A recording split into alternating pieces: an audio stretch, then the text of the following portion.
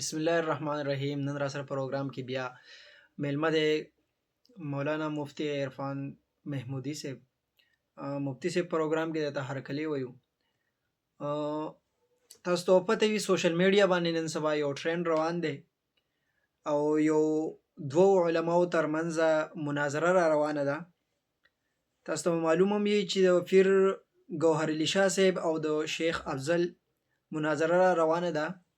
هغې کې پیر صاحب وایي چې ابن تیمیه چې دی دا زوال مضل دی، یعنی ګمراه دی، او شیخ افضل صاحب وایي چې ابن تیمیه شیخ الاسلام دی. مفتی صاحب د دین په رڼا کې تاسو دې مسلې ته په کوم نظر ګورئ او آیا په دې دواړو کې په حق باندې څوک دی؟ د ټول ناول خو مونږه د خپل ورور حسین علي صاحب شکریا ادا کوو. دلته پر راوختو باندې بیا د دې یو ډیر اهم سوال دی، یو لویه مسله ده او دا مسله داسې ده چې لوی خلک د امت کله بدناميږي او کله داسې خلک چې هغه د امت لوی خلک نه خو هغه ډیر لوی خلک وګڼل شي. دی دا خبره کوي چې یاره دا پیر صاحب دا خبره کوي چې دا ابن تیمیه رحمه الله تعالی زوال او مضل دی. د ټولو نه اول د خبرې ته چې مونږه ننوځو دننه نقطه نظر زمونږ څه دی؟ زمونږ چې دی نو اصل کې په دې په یو نقطه باندې نظر دی چې دا زوال څه ته وایي، دا مضل څه ته ویل کېږي. که مونږ چېرته کې د لغاتو د عربي کتابونه د تعریفاتو کتابونه وګورو نو تعریفات د جرجاني کې زوال هغه چاته ویل کېږي چې هغه خپل د منزل لار ورکه کړې ده، هغه ته نه ده معلومه. او مضل چې دی نو هغه الته کې ښکاره لیکلي دي چې شیطانتون، شیطانت چې دی اصل کې شیطان، د شیطان چې کوم صفت دی شیطانت، نو دغه ته مضل ویل کېږي. اولنې مضل چې گمراه کوونکی و نو هغه شیطان و.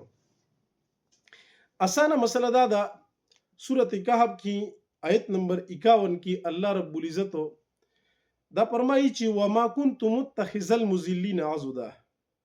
زه چې کوم مضلین دي چې هغه خلکو گمراه کوي نو هغه زه کارآمد نه راولم. اسانه معنی به موږ حاصل دا وکړو، عضد مټو ته ویل کېږي، خپل مټې نه ګرځوم. مطلب اسان دا دی، دلته کې بله مفسرین ډیر مفسرین دا خبره لیکي چې الله رب العزت زوال سړی چې په خپله بېلارې شوی دی هغه بخي، خو چې کوم مضل دی چې هغه بل سړی د لارې نه اړي الله نه بخي. نو د پیر صاحب داو ډیر انتهایی لویه ده چې مطلب ابن تیمیه رحمه الله تعالی د اسلام د لارې نه ګډوډ شوی دی. دویمه دا ده چې د نور خلک ګډوډوي، او یا دا شیطان دی او یا مسله دا ده چې الله رب العزت دی نه بخي. دا داوی د اچا باره کې یو مسلمان نشي کولای. اسانه مسله دا ده. نو تر دې ځای پورې مونږه مسلې ته په دې نظر باندې ګورو چې پیر صاحب انتهایی په غلطه خطا باندې په دې مسله کې روان دی. ابن تیمیه رحمه الله تعالی بیا څنګه سړی دی، د هغې په باره کې به مونږ د شیخ افضل صاحب خبره هم نه منو چې هغه څنګه سړی دی. د هغه خپل تپردات وغیره کېدلی شي، هغه یو لوی امام دی، لوی سړی دی، خپل تپردات هغه له مونږ نه منو. لکه طلاق ثلاثه، 3 طلاق ته هغه یو وایي، دا مونږ نه منو. خو د دې مطلب دا نه دی، دا د خپل تحقیق دی. هغه مونږ چې دی نو دبا وخلی هم نشو چې دا ته ولې داسې وایي، ځان خپل تحقیق دی. البته مونږ ورته په دغه مسله باندې هغه ته ګمراه هم نشو ویلی، هغه وایي زما سره دلیل دی. نو مسلو ته به ګورو دلیل بیا قوي دی او که نه دی قوي، هغه بیا مونږ به ځان له جج کو ګورو. به تر دې ځای پورې زمونږ دا خبره ده.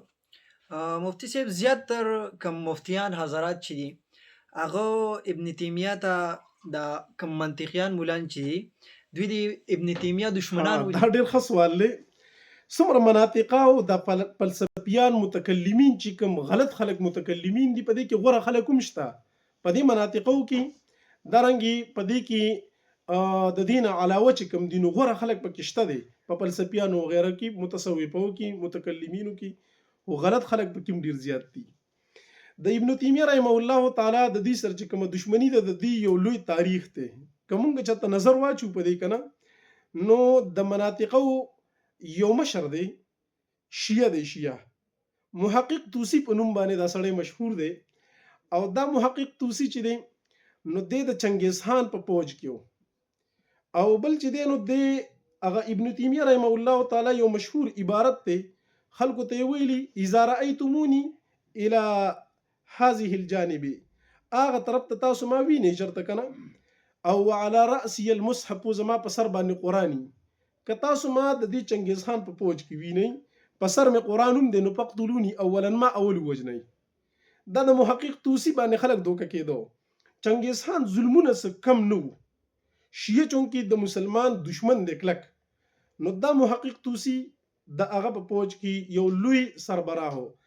دا محقق توسی دی کې یو ډیره عجیبه خبره دا ده، دا کم چې ورته انټرسیکس ورته ویلی کېږي دا هغه شانتې غونده سړی و چې کوم جینډر د چینج وي. د کې یو لویه مسله دا ده، موږ خو اجړا دته نشو ویلی، البته دومره ووایو چې کوم کتابونو څه خبره لیکلې ده ځینې خلکو باندې دا خم لګي او ځینو باندې خم نه لګي، خو وضاحت سره به موږ خبره وکړو او دا ممکن هم د پاسبل ده بالکل. لکه محقق توسی د ده سره پرجو او د ده سره ذکر و. بل دلته ما وختي ملګري سره داسې څه خبره کوله، مې یاره د سارو وغیره کې ځینې خلک ماهر وي، یاره مې داسې چېرته کې ممکنه ده چې د ساروي سره د پیسه سره لکه پرجي ورسره ذکري، دا ممکن دي. نو هغه ما ته وي چې دا خو موږ په خپلو سترګو لیدلي، داسې ګرانه خو نه ده. کوم د نارمل اصطلاح کې مونږ نرخزې وایو، نرخزې بالکل همدغسې ده. نو دا هغه نرخزې ټایپ و دا محقق توسی او دې اصل نه شیعه. نو په دې د دشمنۍ باره کې راځو، چونکې موږ دغه ذات پسې نه لګو، خو دغه انګریزان هم چې دی نو هغې په دې باندې ښه تحقیق کړی ساینسدانانو وغیره، او هغې دا وایي چې دا په انسانانو کې پاسبل ده. تاسو چونکې د دې پیډ سره ستاسو تعلق هم د ډاکټرۍ وغیره سره، تاسو ته به معلومات یي په دې باندې. البته راځو د ابن تیمیه رحمه الله تعالی چې کومه د مناطقو د دې غلطو خلکو سره دشمني وي. یو خو ابن تیمیه رحمه الله تعالی کتاب لیکلی دی الرد علی المنطقیین، نو په دې باندې رد کړی دی. نو دوی له خو خامخا غوسه ورځي ته په چا باندې رد کوي، لکه هغې کې هغه ډېر ښه کلیات دي خو دوی له جواب نه ورځي. هغې کې ډېرې څه خبرې ما ته یاد هم دي خو زموږ خبره بیا اوږدېږي.